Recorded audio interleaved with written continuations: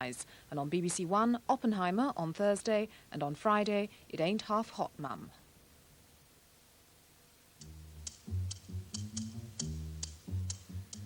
Tonight we present the first in a series of 3 special money program reports. It's called Dead in the Water, a phrase used by the US Treasury Secretary to describe the sluggish state of the American economy.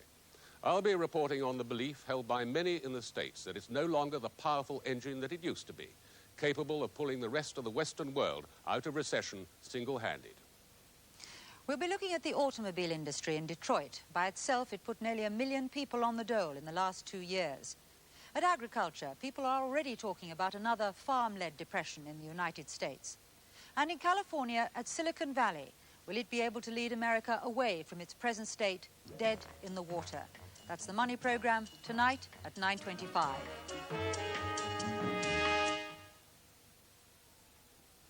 On BBC One now, a comedy classic from the series Whatever Happened to the Likely Lads, in which Bob joins Terry on what is supposed to be a quiet weekend fishing trip. On BBC Two now, Death in Venice, Luchino Visconti's beautiful and haunting film starring Dirk Bogarde. This week on 2, Paul Schofield stars in 2 plays by Noel Coward. On Wednesday, in Come Into the Garden Ward, he plays a rich but henpecked American tourist befriended by Geraldine McEwen. Why did you kiss me the way you did when you went away before dinner? Another sudden impulse. I'm a very impulsive character. It often gets me into trouble. And you came back here tonight because you thought I might be lonesome. Yes, that was one of the reasons. And on Friday, in A Song at Twilight with Deborah Carr and June Tobin, he plays a successful writer faced with an unwelcome reminder from the past. You know, it's been puzzling me where I could have seen you before, and now I remember. There is a photograph of you in Hugo's autobiography. You're leaning against a sort of pillar and shading your eyes with your hand as though you were worried about the weather.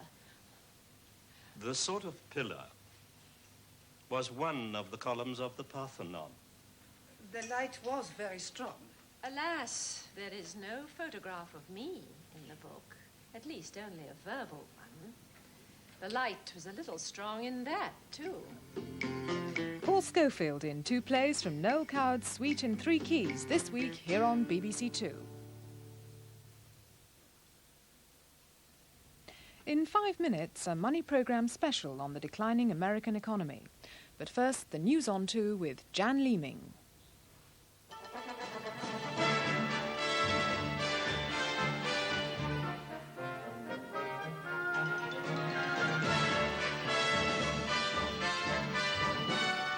Police in Yorkshire have shot dead the man they wanted for 3 murders. Barry Prudhomme was fatally wounded after a shootout this morning at Malton Tennis Club. He'd refused to surrender and had shot at police officers who returned his fire. Prudhomme had managed to evade arrest for 17 days. Hundreds of police had been searching for him in the Malton area. Nicholas Witchell reports.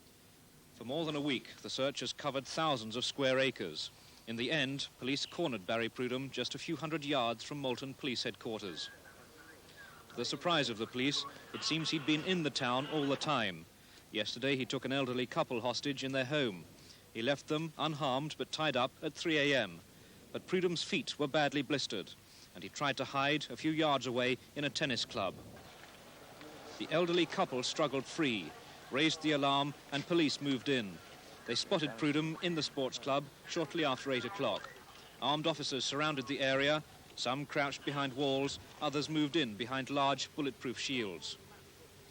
Police then asked for stun grenades and CS gas, hoping that Prudhomme could be taken alive. An army helicopter flew in 2 specialists dressed in civilian clothes. But moments later, there were more shots.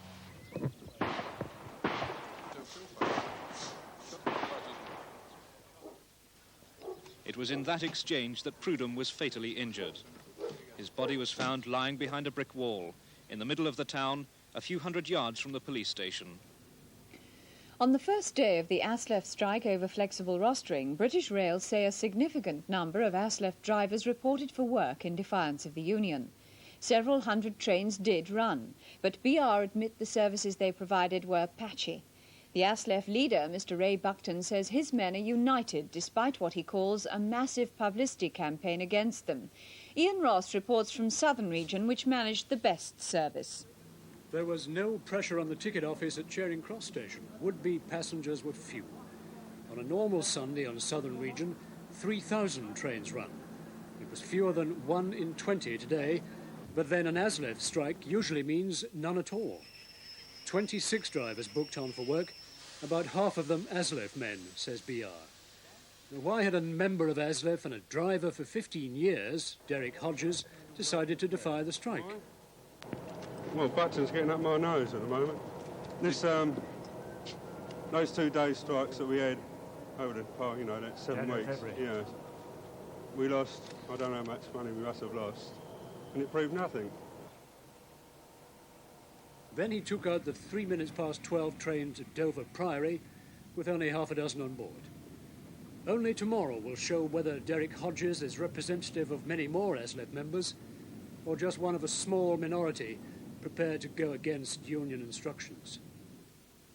In the United States, they're celebrating Independence Day and the safe return of the Space Shuttle Columbia. Our science correspondent David Wilson reports. 7 days and 1 hour after launch, the Columbia orbiter came into land at the end of its final test flight. From now on, the Space Shuttle has to be a regular commercial and military vehicle. Today's landing was perfect and very speedy on the long runway at Edwards Air Force Base in the California desert. A huge Independence Day holiday crowd was led by President and Mrs. Reagan in welcoming home the astronauts Thomas Mattingly and Henry Hartsfield.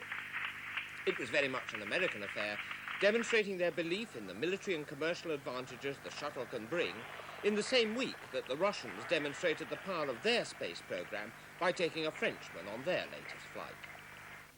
That's the end of the news on 2. Our last news of the day is on BBC One at 10:20. If you're not joining us, good night.